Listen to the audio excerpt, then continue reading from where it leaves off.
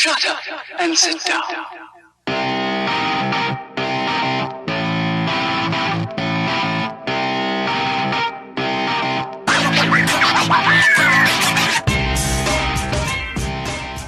What's happening, guys? This is the Takeover Tuesday show. My name's Carlos Redlich. I got David Allen on the other side. What's happening, David? How's it going, man? Good to hear from you again. And we got the hardcore closer on today, Ryan Stewman out of Texas. Ryan, how's it going, man? It's going awesome. Man, Monday's my favorite day of the week to get all pumped up and everything else, and to be able to, take over on Tuesday, right? So Exactly. That's going awesome here. Well, Ryan, what we'll start off with is I actually finished your first book, Kick-Ass, Take Names, Emails, and Phone Numbers. And you have a pretty interesting story, I would say, in your rise to sort of the top of the sales world. Maybe you could do the Cole's Notes version for our listeners. Yeah, I've made a lot of mistakes in my life. I am a fail fast kind of person, I guess, since a young age, and I have been through a lot, which I guess maybe is the reason why I'm not really scared to fail at anything. I've been adopted at when I was 6 or 7 years old, and I didn't finish high school. And like most people who don't finish high school, I sold drugs, and then like most people who sold drugs, I got arrested. And like most people who got arrested, I went to prison. And like most people who go to prison, I made a decision on whether to turn my life around or not. And then I was quickly reminded that I hadn't committed to that decision by going back again, and then rededicated myself, right? Rededicated myself, and got my life completely together, and then had the rug swept out from under me. I was a loan officer for 6 years, did really good at it while everybody else was failing. I was excelling, and there was a law passed in 2010 that caused me, because of my past, to lose my financial license, which forced me into internet marketing. And I'm like a true example of your past coming back to haunt you over and over and over again. If you read my other book, Hardcore Closer, it goes into a lot more detail about me instead of the business side. But yeah, man, I've done a lot of dumb shit in my day, I guess you could say. Well, I wanted to start with talking. You started by, if I remember correctly, because I read it a few days ago, but you started by upselling people at the car wash. Yeah, so I was, again, a troubled kid from, adoption and not having a dad and stuff like that. And my stepdad, or adopted dad, whatever you want to call him, he used to keep me busy. Instead of letting me roam the neighborhood or whatever, they would make me work at his car wash that he was like the manager of or whatever. And so I have pretty much worked there since I was like 8 years old. I mowed the lawn. But the good thing about that is, I have a bold personality, but and even at a young age, but I got to practice my sales pitch and that bold personality in front of sometimes 1,000 people on a Saturday, because if you wash a lot of cars, you got to talk to every single one of them. So it gave me real life experience on getting rejected, handling rejection, talking to a lot of people, making a lot of sales, finding out what triggers cause people to buy. Even though I was a youngster and I didn't understand it in the language I just used with you guys in the audience here, I still understood that, like, hey, when I say this, they buy from me. So when I say this, they buy from me. This is what they like to hear. And it just gave me, what we call in the sales world, a bunch of terms to be able to gain the experience. I always say in order to become an expert, you have to do the experiments to gain the experience, right? Right. That's excellent, man. And then you had a customer that you kept upselling that then offered you a job, which you took later on. Is that right? Yeah, yeah, exactly. The lady came in on a regular basis. And she would always want, like, let's say a $10 wash, and I like, well, why don't you try the $15 one or whatever? And after a while, she realized I was pretty persistent. And probably after a year of coming into me working at this particular location, she offered me a job. And I explained to her, like, lady, I'm a felon. There's a reason why, I work at, there's a reason why I'm the only white dude on the entire lot here, and especially the youngest. Like, it's not because I have a bright future in front of me. Like, come on, who are we kidding, right? I'm like working for $9 an hour. I'm 24 years old. Come on. So, and she's like, well, I can teach you how to do mortgages. I was like, well, first, if you could teach me how to get a car loan, it would be nice to have a car, right? Like one of those kind of situations. And she literally did. She's like, you know, she made the bold promise that, you know, hey, I'll make you rich if you follow my lead. And I'm like, well, I'm definitely not getting rich here. And what do I have to lose? Who are we kidding, guys? They would have taken me back at that car wash. I may not have got a second shot at the mortgage business, right? Right. And but I looked at it as, hey, you know what? I'm a felon. This is just like being, you know, you're a street performer and all of a sudden, some big Hollywood producer or some big music talent person comes through and, you know, recruits you, and all of a sudden this is like, to me, this was like that one shot, like my male version of Pretty Woman. Like, I'm just some whore working at a car wash, you know what I mean? And like, here's a chance where I might be able to go into a Versace store where everybody stares at me, but when I leave, I'll look good, right? Right. And so I made the most of that opportunity, and I became really good at mortgages. My first mortgage check was like $6,000. It used to take me like 6 months to make that in the car wash business, so I was pretty hooked, and wanted to make sure that I made the most and didn't screw it up. But I got a little big for my britches at an early age, and one year, you know, I made, you know, like $700,000 and some change, and bought a nice house and a bunch of cars, and the dang police thought that I was selling drugs again, and even though I wasn't. You know, when you have before, it doesn't take much to get a warrant and, you know, some suspicion and all that other stuff. And I got caught with a firearm that I shouldn't have. I had one in my house that wasn't even mine. It's a long story. It's in the book. But, you know, knocked all that back down again, man. So I've had some meteoric, I've won the lottery, like I was saying, being the talent that gets picked out by the producer or whatever. I've won the lottery a few times only to go, I can't believe he blew it again. Well, we talk a lot about on this show about failure, as Carlos can allude to, and you're, I think, a classic example. When people go and get your book and read more in depth about it, you have had this recurring thing for a while of getting knocked back down and just getting off the mat, so to speak, and becoming a huge success all over again. And we're sort of taught that failure is such a negative, and in some cases, of course, it can be, I think, as your story illustrates, but you have to go through this process, you know, to get where you are.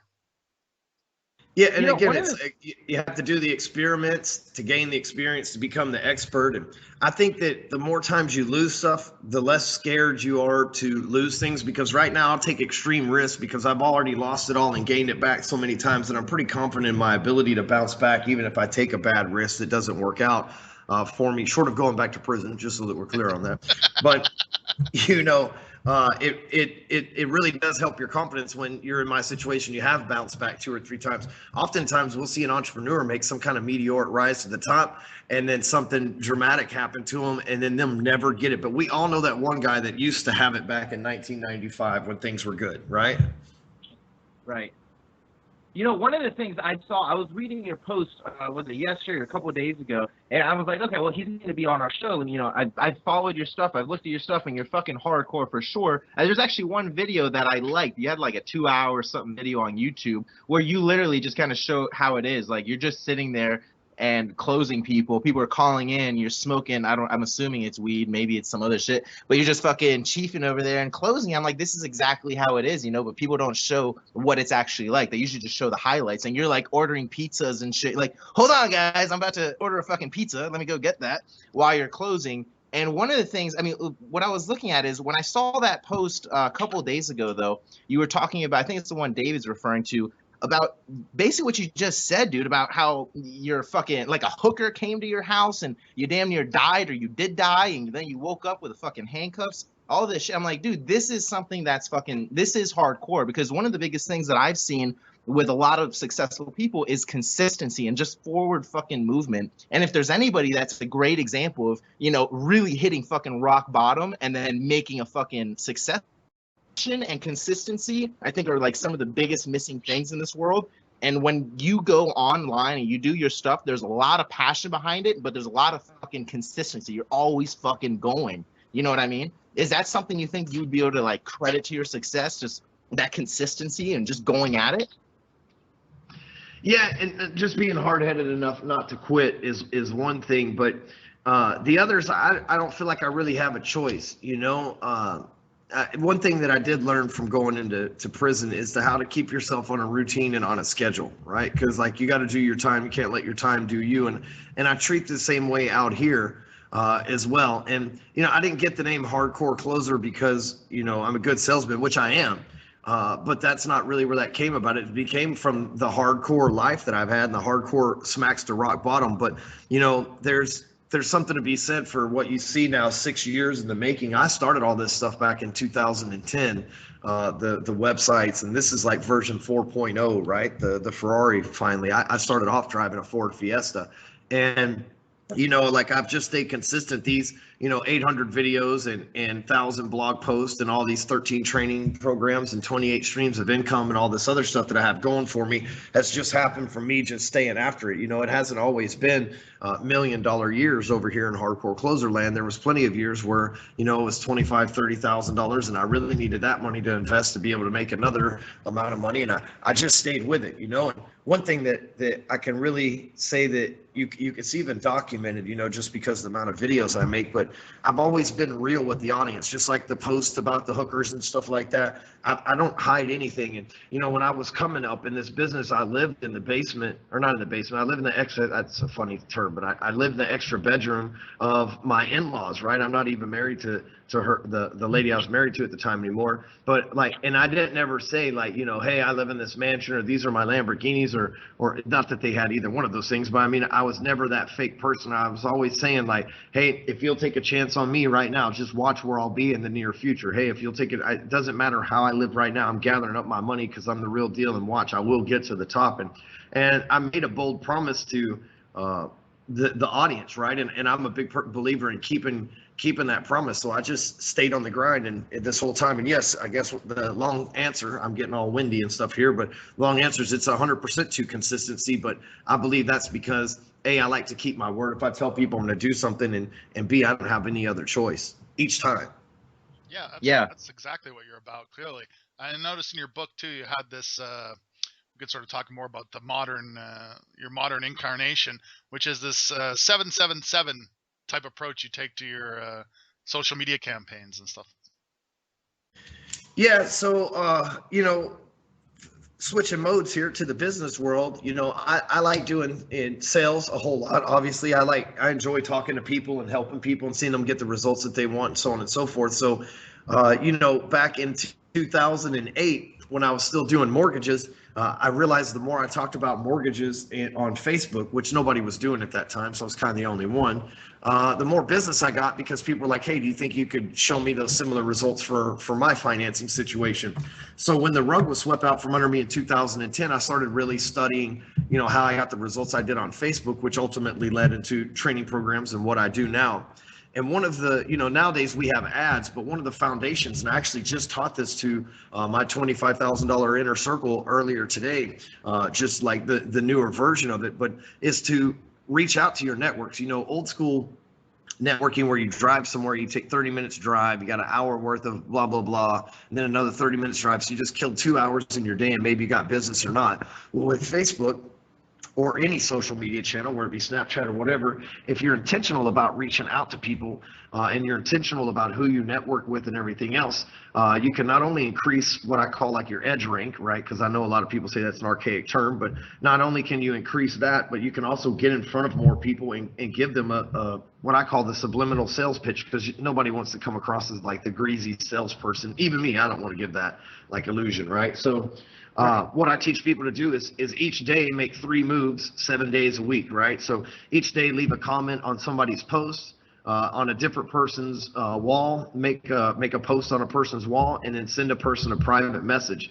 And there's, I could go on for hours of the reasons why to do that, but not only do they see your stuff in their news feed all of a sudden, but you're able to have conversations. Now here's where most people fail in the selling process of following this and communicating with people, is they make it about themselves instead of about their audience. So if I'm sending you a message on Facebook, I'm not going to be like, hey, check it out, I'm just reminding you I do mortgages, right? Like that's kind of a douchey thing to send, but we get those messages all the time. Yeah. Hey, remember me when you want to sell your house. We get them all the time. Right. And instead, I go to somebody's wall and I see what they've been up to. And then I send them a private message, say, hey man, I saw that you were at the zoo last week. I've been thinking about taking the kids there when it's warmer. How's the giraffe exhibit, right? I'm going to break some kind of small talk to show them that I've been paying attention to them, because people post on Facebook because they're like, look at me. And so if I reward them by saying, I'm looking at you, then we have a lot better chance to move that conversation forward to ultimately where people identify themselves with three things: who they are, what they do for a living, and where they live, right?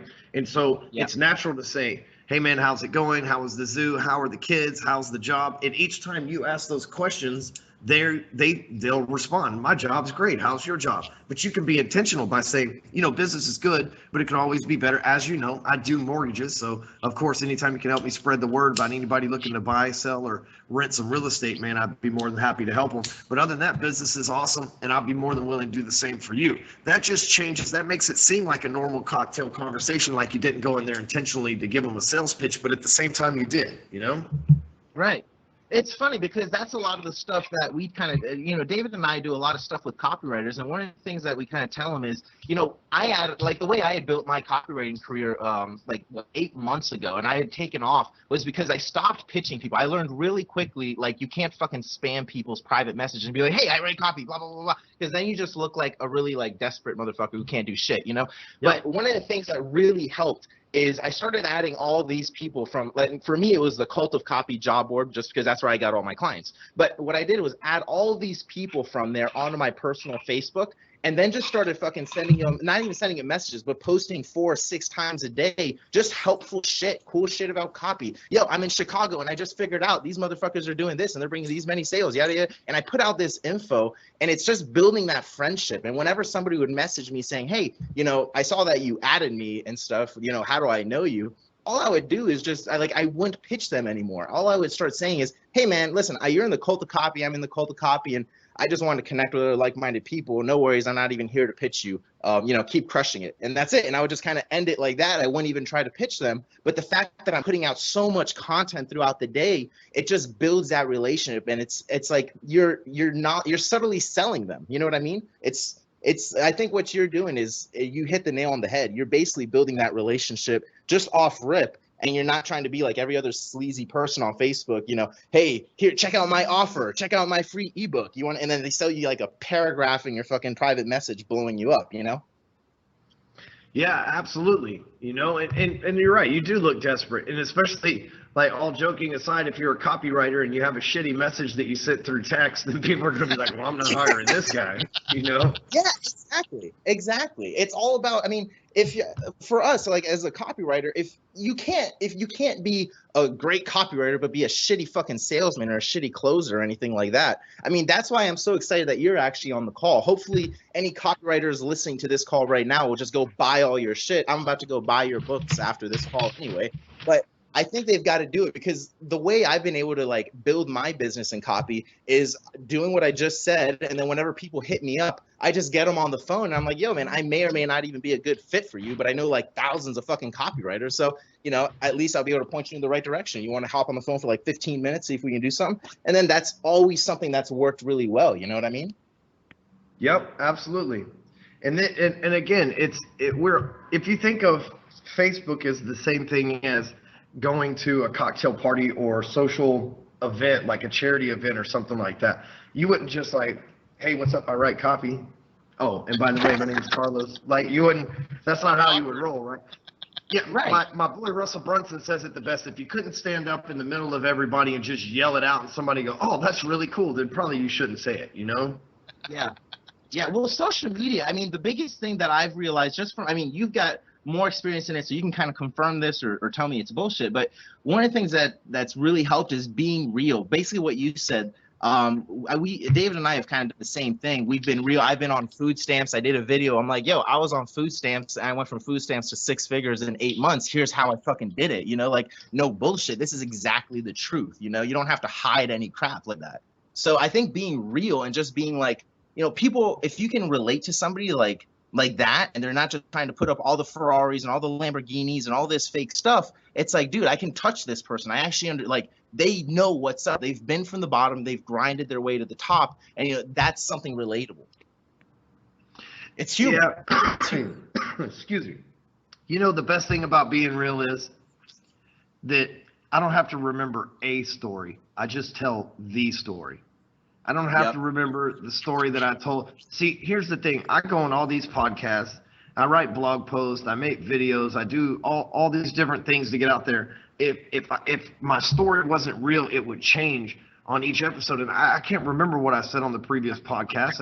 As you referenced earlier, I smoke a lot of weed, so my short-term memory is not what it used to be.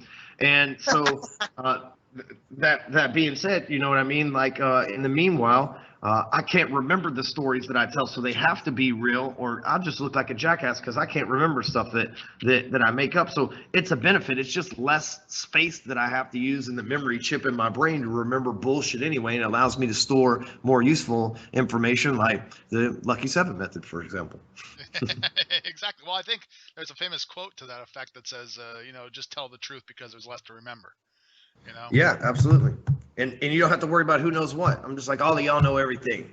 Good luck with that. Yeah, do you find that a lot, Ryan, that people, when you teach them this stuff, that they have these separate identities from who they really are versus who they want to be online, and try and keep, I mean, you sort of alluded to that in the book about how you just keeping it real, but do you find that a lot, that people are trying to split it between two places?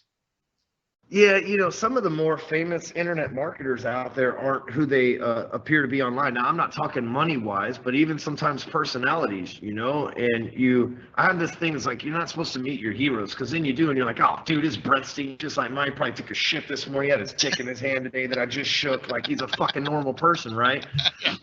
But before that happens, you have like this perception that they're like, they're your heroes. They're people that you look up to, and then you meet them in person. They might be shorter than you, or you know what I mean, out of shape, and the picture that you saw was older. It is what it is, and I run into a lot of people that either aren't the personality they pretend to be online, and that doesn't have anything to do financially, right? That just is, they might be a nice guy, and in real life they're a complete douchebag. And then I run into a lot of people that, like we were talking about the fake Ferrari stuff, and it hurts, man. It hurts for this reason. It probably shouldn't, but it hurts my ego, because I think, man, I work this hard, and I know how I live, and I know where I live, and I know the amount of money that I have in my bank account, and I know the amount of money I pay my employees, and how big my deal is. And I look at these other people, and I'm like, they're telling people that they're making all these millions of dollars, but there's no way that people are paying them for what that they're getting paid for. There's no way that they're getting the results. I saw a guy the other day. He said that he invested 60 grand in Facebook ads and made $3.2 million. We took his customer database and divided it by 3 times what he charges per person, and he still didn't add up to $3.2 million. But here's people that are probably paying this guy left and right to learn how he did something that he didn't do, because why? He didn't do the real experiments to gain the real experience to become an expert. And it's rampant in this business, and it hurts, because I want to help people, right? I got into this business to make sure that if somebody paid me, they get their money's worth, right? If I'm the type of person that if something doesn't work out in a relationship, I refund fast. If somebody doesn't get what they want, I try to make it right really fast. Like, I'm all about service and people getting the results that they came to me to get. And it hurts not only my bottom line, but my ability to sell if somebody else has already ripped somebody off, because they're like, well, I already tried this person and they ripped me off. What are you going to do different? That's a hard sell to sell over, right? Like, you're screwing up my process here. And then more importantly, I don't want to help. I don't want to be like my boyfriend cheated on me, so I'm gonna give you a sympathy lay dude to go to, right? That's not where I'm trying to get either. So, I feel like, it's my job to really stay out, call people out, tell it like it is, and show people that, more importantly than anything else, is show people that if you are real, and no matter where you're at, like food stamps, in-laws house, whatever, that people will still accept you and respect you as long as you do keep it real, because it's refreshing, because so many people don't. Absolutely, man. I think that's we've learned that. We had a guest on earlier today that said the very same thing about keeping it real. And it's really refreshing for people to get that real, because they can relate to that stuff. They can't really relate to the person driving the Ferrari or whatever, because they just don't know anyone who drives a Ferrari, but they can really relate to someone who's been to jail probably, or somebody who's lost everything, or had their home wiped out by a tornado or whatever, Yep. Now Carlos maybe is interested in stuff like because we do copywriting. When it comes to sales, let's get into some of the sales stuff. You have a system in the book that I read, which has the acronym CLOSER. Maybe just go through some of the for the copywriters out there. I mean, we sort of I think a lot of copywriters do struggle with selling themselves. They're okay with the copy end when they're selling a product or selling somebody else's services, but their own services they seem to struggle with for some reason. Maybe go through some of the techniques you use and how sales stuff should go. Isn't that weird, man? The haircut lady never has good hair. You know, the dude that works at the car wash always has the dirtiest car. Isn't that bullshit? Website guys have the I- shittiest sites. It's a true story. Yeah. It is true. It is so true. So what's the first step? You get somebody who's interested in your services. How do you go about it, Ryan? Well, first thing, the reason why the lady in the haircut place has bad hair and the website guy has bad website, they often say it's because they take care of their clients, but honestly, it's because they don't lead by example. And so that's a personal inside deal first. Okay. So that's an interior mindset thing you got to clean up first. I'm not going to clean it up for you. I don't have the answers on here. I'm just telling you something's broken in there. Because you want to lead by example. You want people to be wowed and want that same effect. You want to see results in advance. But here's the process I go through. First, I create interest and desire by bonding with them, right? So I reach out to somebody. It's real simple. I just say, you know, hey, if I don't know, so what part of the country you're from? They tell me. I tell them immediately. You say, hey, I'm from Pittsburgh. Awesome. I just got off the phone with my client there who's getting 3 leads a day in Philadelphia, just a few miles up the street. So I know what I'm doing works in your marketplace. I'm excited to talk to you. And so at that point, that shifts everything to them automatically thinking, oh shit, he already knows somebody like me close to me. So maybe I have them in the same marketplace. If not, I'll name the closest one by there. And so that starts that process. The next thing I'll ask them, what made you decide to reach out?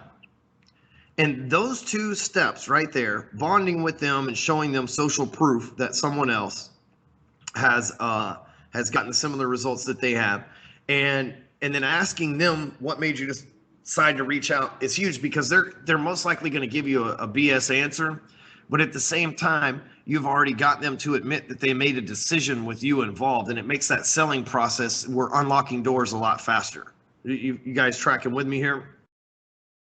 Yep. So for a copywriter, if you're reaching out to somebody, you're going to start that bonding and trust. It's like, hey man, we're friends in the Cult of Copy group back there. I see that you sell digital products and stuff like that. What part of the country are you from? And they say, oh, San Diego. It's like, dude, that's like internet marketing haven, man. I've worked with like 10 or 15 people down there that we've done multiple $50,000 to $100,000 plus sales letters in your area. You're in a good part of the country to be an internet marketer. How long you been in this business, right? And if they reached out to you first, then obviously you say, what made you decide to reach out? If you're reaching out to them, you might say, well, what made you decide to join the Cult of Copy? Nice. Right. Then there's a decision without you being involved. You know what I mean? Without you being involved right this second, but you can figure out what the hell it was that they were looking for while they were in there, and it'll lead you to maybe uncover a problem that they might have that you can solve with your awesome pen persuasive skills. Yeah. I think that's huge, dude. You know, a lot of the things that I resonate with right there was just that leading by example part, because one of the things that, I mean, we kind of harp on copywriters a lot that, you know, you could be a great fucking salesman in print and all that stuff, but you've got to be able to communicate across all boards. And part of the communication includes using your fucking mouth, right? So you've got to be able to use your mouth. You've got to be able to, if you can write copy, you should kind of be able to speak it. You know what I mean? And I think that's leading by example is a really big takeaway for that, because you've got to be able to do it. You've got to be able to actually walk the walk. You know what I mean? If you're a copywriter, if you're a car salesman, whatever it is, you know, like you've got to be able to actually do it. You know what I mean? Not just half-assed. I agree. And I think what makes a master salesman is somebody who can sell across all platforms. You don't have to be the best on the phone. You know, let me just say it this way. You don't have to be the best on the phone. You don't have to be the best through copy. You don't have to be the best through video.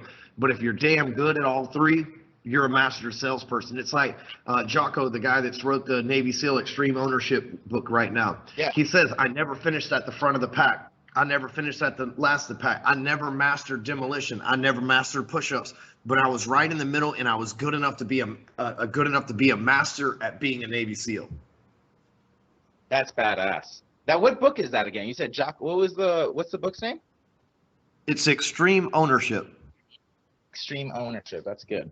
I remember the name, but I didn't extract the Jocko, but I hadn't read that. That's badass. His name's Jocko something, man. He's supposed to be like one of the most feared SEALs. I see SEALs are big leadership and teamwork thing, and that's something I'm focused on right now. So I just read Living with a SEAL last month. It's even better. It's a great book, but I just read it as well. I just think that there's a lot to be learned by people who can act in unison and do big things in small teams, man. And that's what I'm trying to do over here. And I think that the SEALs are the greatest example of that. Now, when you came up, Brian, you had obviously you learned by experience. You did the experiments to get the experience. As you sort of climbed the ranks and multiple times in the different, mortgages and then loans, were there other sales materials that you then invested in, or you talk about it in a bit in the book that you spend almost every penny you had on products and stuff at different times, trying to learn as much as you can. Do you want to speak to some of those products maybe that you went through and your experiences? Man, if you name it, I've been to it.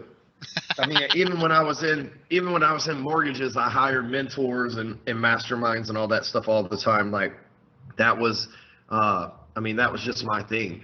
Is I like to learn from everybody, and if I take one little nugget away and it makes me one or two extra sales, then it's always worth the investment. Whether it be books, seminars, audios, doesn't matter. I'm a learner. Learners are earners, Yeah, one of the things I think that's a good quality that, I'm just kind of noticing little things just by being on the phone with you. And a lot of the stuff you say, it's like you were all in. You were committed, kind of like we were joking around, we're balls deep and all this stuff, but you were really committed. You went to prison, you did that shit. But being in there, I don't know what it is and all this stuff, but you definitely, it sounds like you were like, dude, this is my only way. I got to fucking do it. You know what I mean? And I think once you're fully fucking committed and you have no outs, like in your own mind, you erase it, then that's something that's going to just kind of take you to the other level, because you don't have an option to just fail and give up. You just fail and keep moving, keep fucking adapting, being self-aware, and just, developing yourself. I think that's huge. Yeah. That's a huge thing. Tony Robbins says, burn the boats. When you get on land, attack the enemy and burn the boats. And even though I'm not attacking enemies here, it is a true set in the sense that I've had the boat burn behind me, so I might as well just keep pushing forward because there ain't no swimming back. Do you That's ever? awesome. Do you think it's that may be, if not the only way, the best way when people get really successful is that they really just have no other, they've either not availed themselves of other choices, or they've just not gone all in.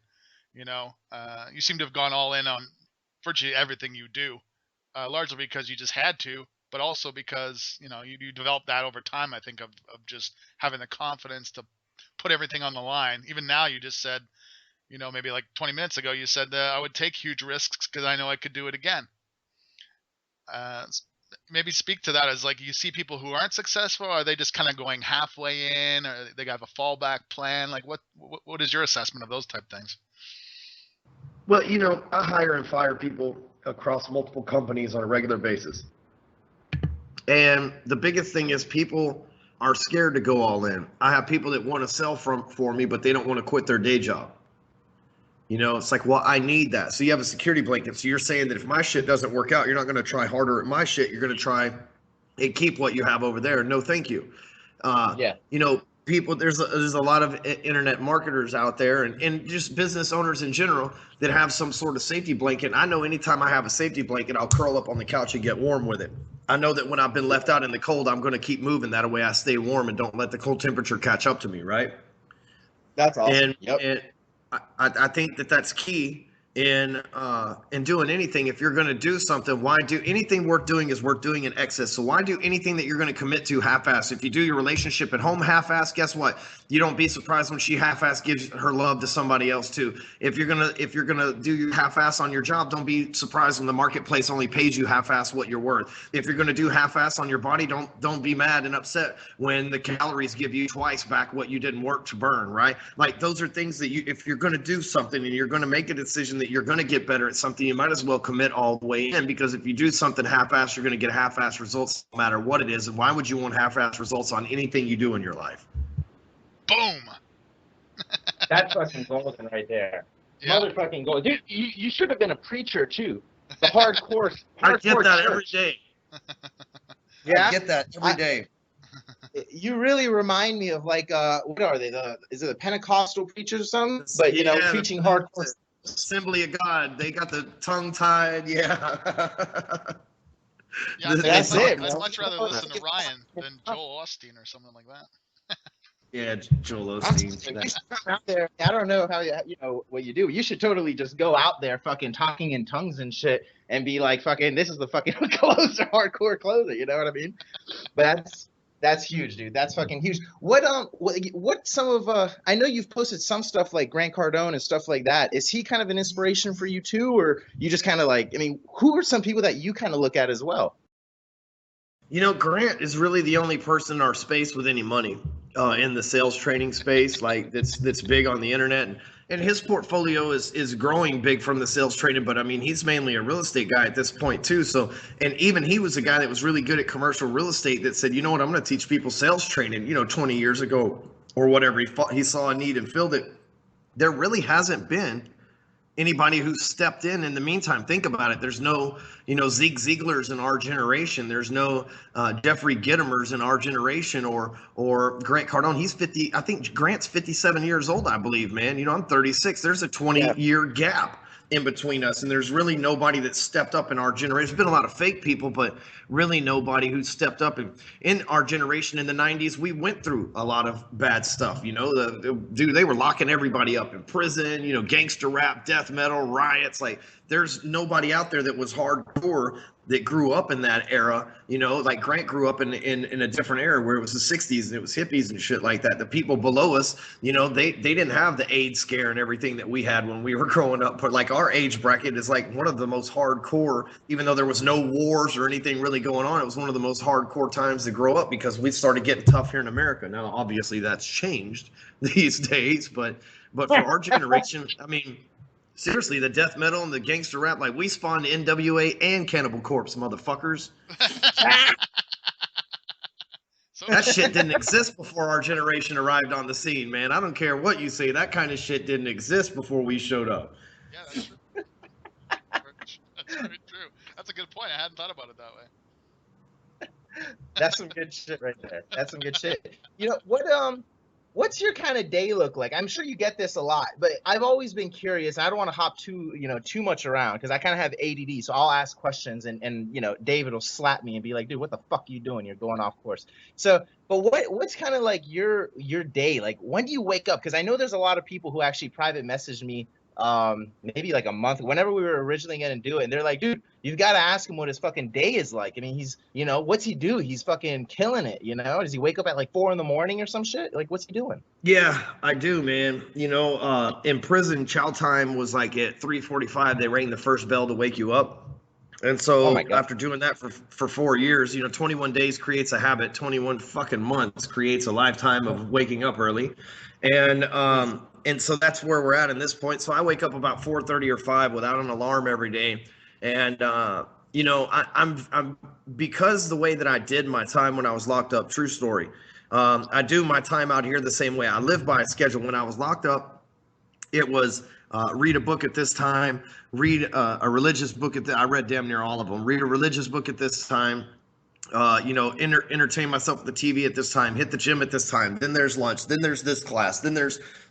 And so I line my day out here in the exact same fashion. Wake up at 4:30. First thing that I do is sit down, or I go grab coffee and then come back, sit down and start brainstorming while it's quiet and writing headlines for blog posts that I'm going to put out for the week. From there, usually at 8 o'clock, I'll hit the gym. 7:30, 8 o'clock, I'll hit the gym. The kids are gone to school. Then from there, I have a sales meeting every Monday, Wednesday, and Friday at 9, and then every Tuesday, Monday, and Thursday at 10. And then I'm on podcasts. I've got one guy right now where as soon as I get off this one, I hop on another podcast. I'll do usually about 5 or 10 of those a week. I'll write 3 or 4 blog posts. I've got a lot of clients and things that I manage in the meantime. So I'm just really good at balancing my schedule. It's not one thing or another, but if it's not on my schedule, including time with kids, I don't do it. My kids, as hardcore as it sounds, they schedule time with me. Dad, can we go play cars? Yeah, we can at 5:30, and I just put it in my calendar. And at 5:30, we go play cars. That's awesome. That's awesome right there. That's a huge testament to fucking being on task. I think you're a great example of someone who's actually gone to prison and really learned a lot, just fucking grown. And it sounds like you really developed yourself there. I mean, you didn't just kind of, like you said, you didn't let the time do you. You did the time, or however you phrased it. But That's fucking huge, man. I mean, to spend 4 years in prison, I don't know what that's like. I don't think, I mean, I don't want to know what that's like. But the fact that you were able to do all that, you had your books, you had your exercise, you did all this stuff, man, that's like, I mean, that's damn near, that's military training right there. You like trained yourself. That's really huge. They're very similar. I mean, they're both written by the same people. The military and prison, the way that they uniforms and act and the activities and stuff, so are pretty similar. Except for they don't give us prisoners guns. Damn it. But but you know the thing too though about doing my time is I wanted to make the most. I didn't get an education. I didn't graduate high school, so I wanted to make the most of my time in it, and it just transferred over here. But you know the one thing that I wish maybe one day I'll be able to push past this. I've tried any way I can is, you know, prison turned me into an aggressive person in the sense that if I think you're anywhere near threatening to me, man, I get really fucking angry and want to fight or start shit. And you know, there's a lot of, you know, weak ass people online that you know, that'll say something or I feel like will get in my territory. And my first instance is to like fight for my life. You know what I mean? And I end up spending dumb time doing that. And I've gotten a lot better about it. But you know, that's the one area that it didn't serve me well. But there's many areas where like I am the exact example that you want to see when your tax dollars go to pay for somebody to go to prison. They went in a screwed up homeless drug addict, drug dealer, and turned around and came out a millionaire with a 7-figure a year business that's paying taxes on that money and that's hiring other people, giving them jobs so that they can provide for their family too. I am the fucking exact example that people want. However, I'm one in probably the history of the fucking prison system, you know? Sadly, yeah. That's true. awesome, dude. That's unbelievable. Yeah, it's great. Yeah, what are you planning in, like, I know you've got to have some huge plans. I saw you have Clixo coming out. You want to talk a little bit about that? That seems like some pretty cool shit right there. Yeah, so I created this technology called Clixo, CLYXO.com. It's free. You just sign up and you host all your social media sites there. So, you know, these days you go on a podcast, you're like, find me on Facebook or Instagram or Twitter. Or I'm not really on LinkedIn, but I got a website. And you have to, and same on your website, you have the list of all these social icons and everything else that take up space for maybe AdSense or call to action or something like that. And so what Clixo does is it solves that problem. You just say, hey, find me at clixo.com/closer. And you can see that there's my Instagram, my LinkedIn, my Snapchat, whatever it is that I want you to connect with me on is right there on that one site. So you can go search for people on that site too as they sign up. So like most places, what they do is they steal your personal information via some third party and then add it to their website. I'm just letting people add it to there organically. Like the Yellow Pages just steals your information, right? Well, what I'm doing is I'm allowing you to opt in and say, hey man, if people want to find me, here's where I can be found at. You know, if you want to prospect, family member, whatever. Because if you're on Instagram, I'm hardcore closer on Instagram, but I'm real Ryan Stewman on my personal Facebook profile, right? So that gets a lot to keep up with, especially for people who don't give two shits what your different handles are. It's like, oh, I just go to Clixo and find them and connect with them there. And it's not a social media site. It's just a search engine for people where you want to be listed.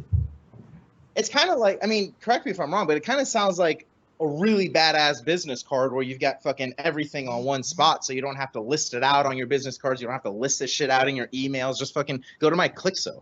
It's so much simpler. Yeah. One business cards, emails, printed flyers, dude, websites, like, and it saves time and money. You don't have to have more print. You don't have to have more ink. You don't have to have your developer add 10 different sites to your website. Dude, it's all around great tool. Cool, man. Well, you've given a ton of content here today, a ton of help to people. If you could say one thing to people out there, Ryan, who may have been in a position that you were similarly many years ago and several times over, down and out, and perhaps on their way to jail or whatever, what would you say to those people? Figure out who you are and who you're supposed to be and be that person. You see, this may sound hokey coming from a sales guy, but let me just share with you my philosophy on life. You see, whether you believe in a God or whether you believe in a universe or divine creation or just the fact that you're fucking aimlessly wandering this desert like Cain from Kung Fu, right? The fact is you have a voice in the back of your head. That voice in the back of your head is telling you exactly what you're supposed to do. However, most of us will ignore that voice because we're scared, because that voice is not telling you go sit your fat ass on the couch. That voice is telling you to go get your ass up and get in the gym. That voice is telling you to put the pizza down. That voice is telling you that you need to go out there and attack that marketplace and put that competitor out of business because that competitor is a bad person. But yet we decide to numb this voice with drugs and alcohol and habits and girls and guys and whatever it is that you're into, right? And so we'll do anything to ignore that voice, but that voice is the only persistent thing in your life. You can never ignore it. It might get quiet for a minute, but when you're asleep in the middle of the night, it's that voice that wakes you up. And until you listen to that voice and until you obey that voice, you will never get in unison. You will never get all that has come into you. I don't care how much you got right now. You will never get all that has come into you. But the downside is the only way that you can listen to that voice and its guidance and do exactly what it says is if you get real. And so many people are scared to get real. But I tell you what, if more people got real and more people listen to that voice, this planet would be a lot further along than it is right now. Wow. That's Bang. 100% That's my right advice, there. to follow that voice. That's 100% right there. I know at least 3 people right now that are going to benefit just off rip, just from what you just said. That's fucking huge right there, man. Ryan, thanks a lot, man. You really brought it to you are hardcore in so many different ways, and you really brought it to this podcast today. We want to thank you for coming on here today. It's been our pleasure, and I'm sure everyone who listens to this will be turning up the volume and absorbing as much as they can. Hey, man, I'm just glad you guys invited me on here. Let me entertain your audience. Hopefully I gave them some laughs, some takeaways, and maybe just changed a few people's lives with the message in the process. Absolutely, dude. Hey, before we head out, can you drop a couple of your sites where they can buy your book? Because I want to buy your book also. So can you just drop a couple of those sites also?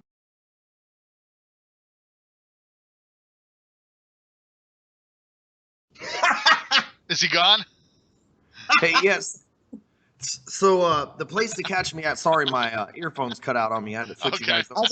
I thought he did a mic drop, and I was like, holy shit, that was hardcore. He's like, you guys, I'm out. Deuces. I was like, oh shit.